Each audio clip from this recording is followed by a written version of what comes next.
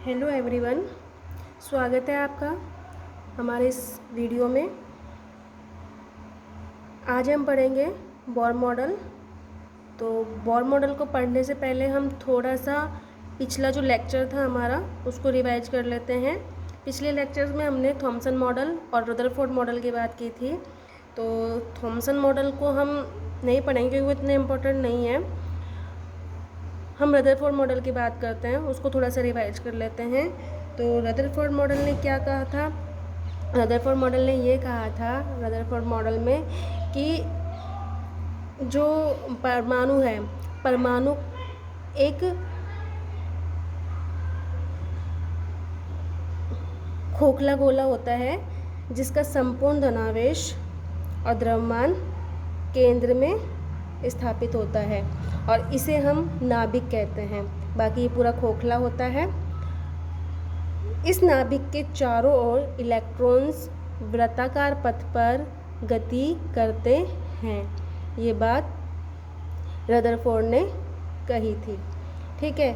इसके अलावा रदरफोर्ड ने ये भी कहा था कि ये जो इलेक्ट्रॉन्स हैं, ये इलेक्ट्रॉन्स विद्युत चुंबकीय विकिरण उत्सर्जित करते हैं। जब ये विद्युत चुंबकीय विकिरण उत्सर्जित करते हैं तो अपनी एनर्जी को लॉस करते हैं और जिसके कारण इन इलेक्ट्रॉन्स को नाभिक में गिर जाना चाहिए। क्यों? क्योंकि जैसे ही अपनी एनर्जी लॉस करेंगे तो सर्पिलाकार मोशन गति करते हुए ये नाभिक में आकर गिर जाएगा। ये बात रदरफोर्ड ने कही थी, रदरफोर्ड के अकॉर्डिंग, यानी कि रदरफोर्ड मॉडल के अकॉर्डिंग।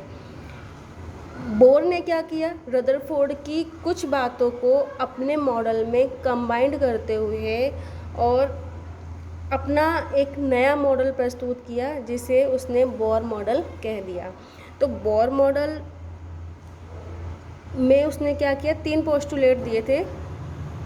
उन तीनों पोस्टुलेट का हम बारीकी से यहाँ अध्ययन करेंगे। तो बोर मॉडल का जो पहला पोस्टुलेट था, उस पहले पोस्टुलेट के अकॉर्डिंग बोर ने ये कहा था, बोर ने क्या मतलब रदरफोर्ड की बात को यहाँ पर उसने ये को शामिल करते हुए उसने ये कहा था कि नाभिक है, इस नाभिक के चारों ओर इलेक्ट्रॉन्स वृत्ताकार पथ पर गति करते हैं। ये बात रदरफोर्ड ने कही थी। यहाँ पर बोर मॉडल ने ये कहा कि हाँ ठीक है कि जो इलेक्ट्रॉन्स हैं वो नाभिक के चारों ओर वृत्ताकार पथ पर गति करते हैं। तो बोर ने रदरफोर्ड की इस बात को एग्री किया। ठीक है। लेकिन उसने यहाँ पर इस फर्स्ट पोस्टुलेट के अंदर उसने रदरफोर्ड की इस बात को डिनाई किया कि ये जो इलेक्ट्रॉन्स हैं वो विद्युत चुंबकीय विकिरण उत्सर्जित करते हैं। उसने कहा कि बोर ने कहा कि नाभिक के चारों जो इलेक्ट्रॉन्स हैं जिन कक्षाओं में गति करते हैं वो उन्हीं कक्षाओं में रहते हैं, वो नाभिक के अंदर नहीं गिरते हैं। वो इसलिए नहीं गिरते हैं क्योंकि ये विद्युत चुंबकीय विकिरण उत्सर्जित नहीं करते हैं। तो ये बोर ने फर्स्ट पोस्टुलेट दिया था। इस चीज़ को हम यहाँ लिख लेते हैं। तो बोर का जो फर्स्ट पोस्टुलेट था वो ये था कि परमाणु में इलेक्ट्रॉन्स कुछ निश्चित त्रिज्या की कक्षाओं में चक्कर लगाते हैं या परिक्रमण करते हैं।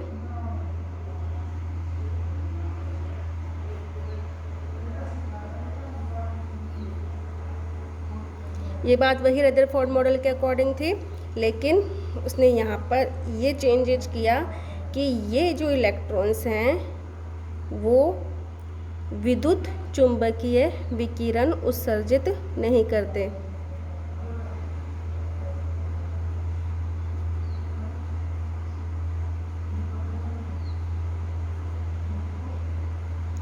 विद्युत चुंबकीय विकिरण उत्सर्जित नहीं करते हैं। बोर ने ये कहा कि ये जो इलेक्ट्रॉन है वो वृत्ताकार पथ पर गति कर रहे हैं। तो ये वृत्ताकार पथ आया कहाँ से? हमें पता है, बेसिक में हमने पढ़ा है कि ये जो वृत्ताकार जो पथ होता है वो अभिकेंद्रीय बल के कारण आया है यहाँ पर। तो ये जो अभिकेंद्रीय बल है, ये अभिकेंद्रीय बल लगेगा इलेक्ट्रॉन्स और नाभिक के बीच में। जो फोर्स लगेगा, फोर्स कौन सा लगेगा? कूलाम आकर्षण बल। क्यों लगेगा? क्योंकि इलेक्ट्रॉन्स है वो नेगेटिव और नाभिक प्लस विपरीत आवेश है, तो ये अट्रैक्ट करेंगे और इनके बीच में जो फोर्स है वो कौन सा लगेगा? कूलाम आकर्षण बल। तो ये जो कूलाम आकर्षण बल, इस कूलाम आकर्षण बल के कारण ही यहाँ पर अभिकेंद्रीय बल जनरेट हो रहा है और उस अभिकेंद्रीय बल के कारण ही इलेक्ट्रॉन्स, अभिकेंद्रीय बल के कारण ही इलेक्ट्रॉन्स वृत्ताकार पथ पर गति करते हैं।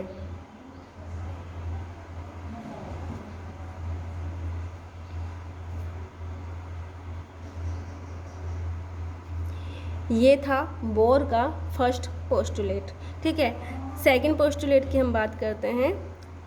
सेकंड पोस्टुलेट बोर ने ये कहा था कि नाभिक के चारों ओर जो इलेक्ट्रॉन्स हैं, ये इलेक्ट्रॉन्स उन्हीं कक्षाओं में गति करते हैं जिन कक्षाओं का कोणीय संवेग यानी कि एंगुलर मोमेंटम, एंगुलर मोमेंटम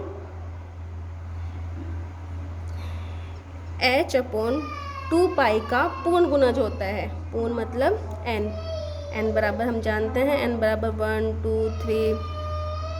ठीक है, तो जो सेकंड पोस्टुलेट था वो ये था बोर का कि नाभिक के चारों ओर इलेक्ट्रॉन्स उन्हीं कक्षाओं में गति करते हैं जिनका कोणीय संवेग h/2π का पूर्ण गुणज होता है। तो इसको बात को हम लिख लेते हैं। बोर के द्वितीय विग्रहित के अनुसार परमाणु में इलेक्ट्रॉन्स उन्हीं कक्षाओं में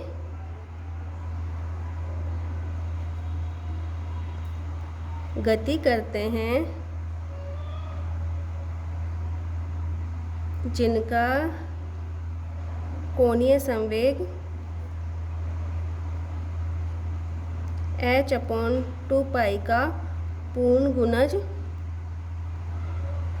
होता है। यानी कि ये वाली बात यहाँ पर लागू होती है कि एंगुलर मोमेंट कोणीय संवेग h/2π का पूर्ण गुणज होता है।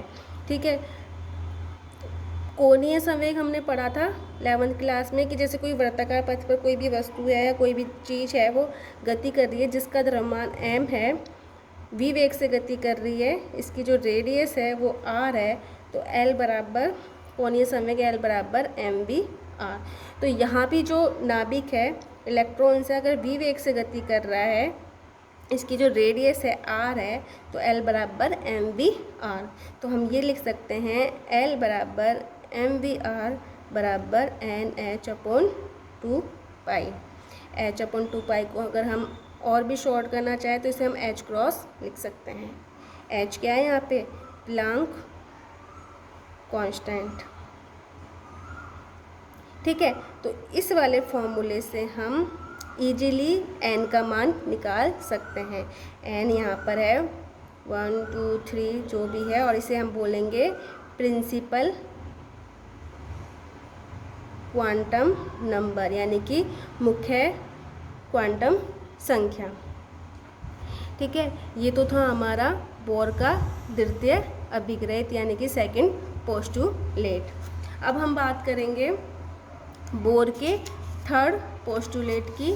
तो बोर का जो थर्ड पोस्टुलेट था वो था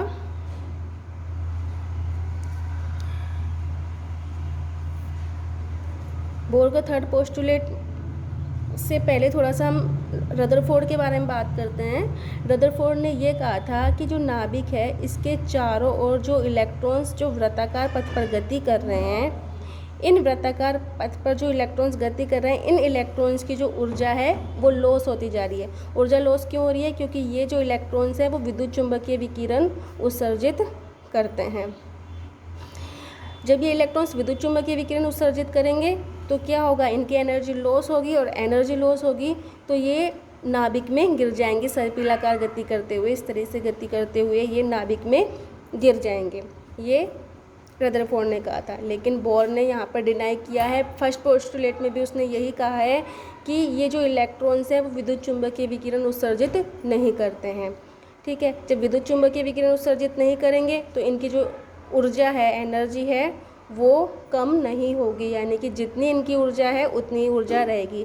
तो हम ये कह सकते हैं कि इन इलेक्ट्रॉन्स की जो ऊर्जा है वो कांस्टेंट रहती है। यहाँ पर इन इलेक्ट्रॉन्स की जो एनर्जी है वो कांस्टेंट ही रहेगी, जितनी है उतनी ऊर्जा रहेगी। स्थायी कक्षाएं कहलाती हैं इस वजह से ये, ठीक है, क्योंकि इनकी जो ऊर्जा है वो कांस्टेंट है, स्थायी है।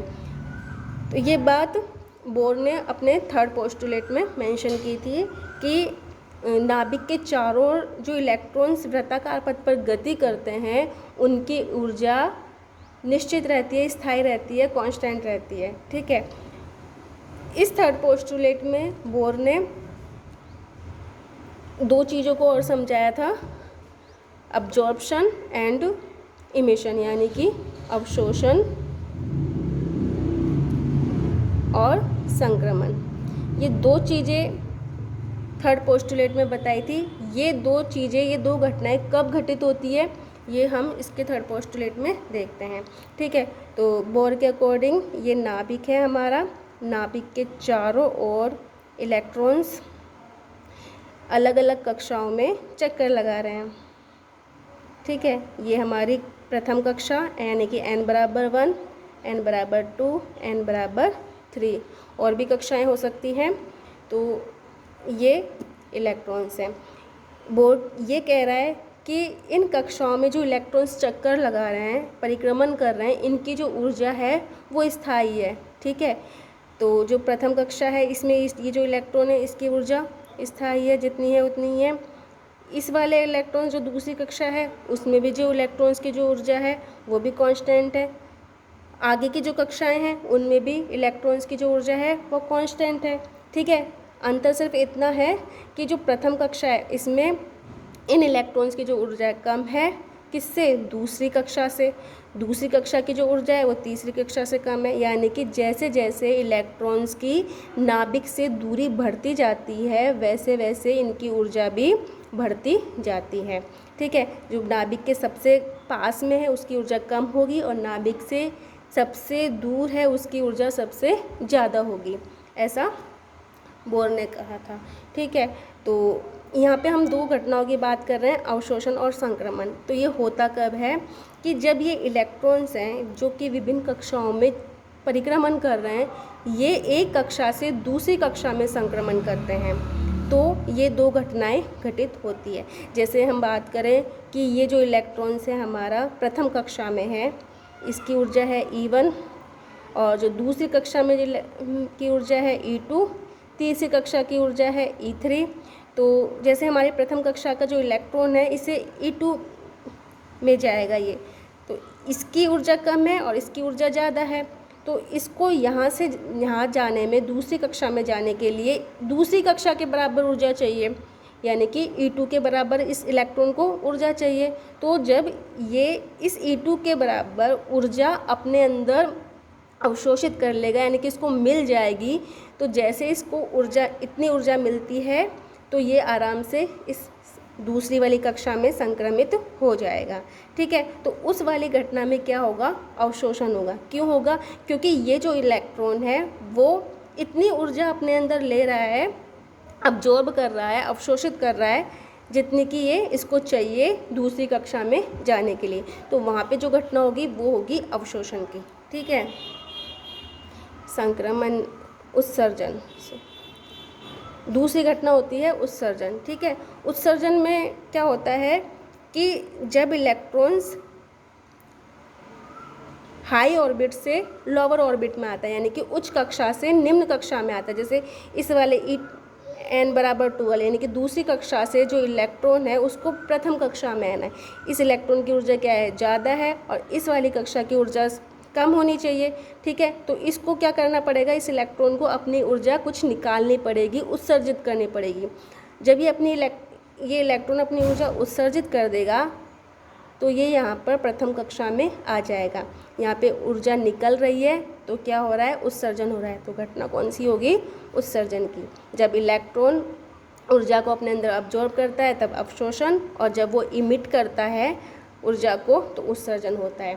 ठीक है, अभी कितनी ऊर्जा इसको चाहिए एक कक्षा से दूसरी कक्षा में संक्रमण के लिए, तो हम आराम से उन कक्षाओं का माइनस करके अंतर निकाल के ज्ञात कर सकते हैं। जैसे हमने सिर्फ 2 कक्षाओं की बात की थी, पहली और दूसरे की। जब हमको अब्जॉर्प्शन करना है या इमिशन करना है तो हम क्या करेंगे, जो ज़्यादा ऊर्जा है उसमें से कम को घटा देंगे, पता चल जाएगा हमें कि इतनी ऊर्जा चाहिए संक्रमण के लिए। तो E2 - E1 ये किसके बराबर होगा, H के बराबर। ठीक है, इसको हम इस तरीके से भी लिख सकते हैं, क्योंकि ये हमारा न्यू बराबर C/λ होता है। तो ये हमारा ये फॉर्मूला निकल के आता है।